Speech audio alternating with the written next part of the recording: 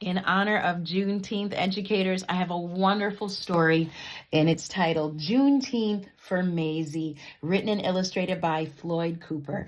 Now, Mazie is a little girl, just like young people, who are just anxious, ready to start this celebration of Juneteenth. And she wants to do big things, but she's not quite sure how to do it. What I love about this story is her father starts to go in on the story and talk about the history of Juneteenth and how her great-grandma and great-grandpa Moses got their proclamation of freedom in Galveston, Texas. Now, some of you might not be aware, but when President Lincoln did the Emancipation Proclamation, it only reached to the Texas slave owners and citizens 2 years later. Now, rumor had it that the slave owners knew, but they wanted to keep oppressing the African American slaves. So it talks really more in depth of what Grandpa Moses did as he picked cotton and he worked in the fields and how some of the slaves escaped. It really showed the jubilation. It showed that what they were hoping for, all of these centuries of oppression and dehumanization, it finally came to pass. It's a beautifully well-written story.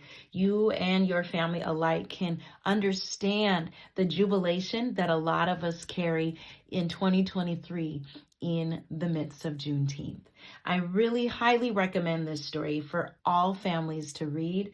It talks about from that Emancipation Day to crossing the Edmund Pettus Bridge in the Civil Rights era. And it even talks about the ancestors, remembering, praying, forgiving, learning, and growing, and doing more that they can now.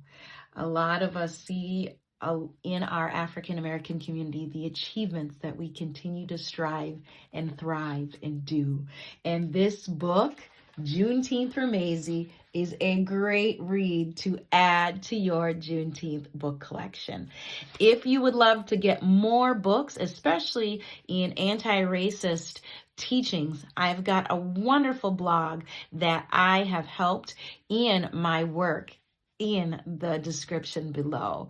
I can't wait to share with you lots more books and personal development strategies in the diversity, equity, and inclusion space on my website, JebehEdmunds.com, as well as on this YouTube channel on Mrs. Edmunds Cultural Corner. And if there's a book you'd love me to share that I might not even know about, please drop that in the comments below, and I'll be happy to find that book, read it, and give it my review.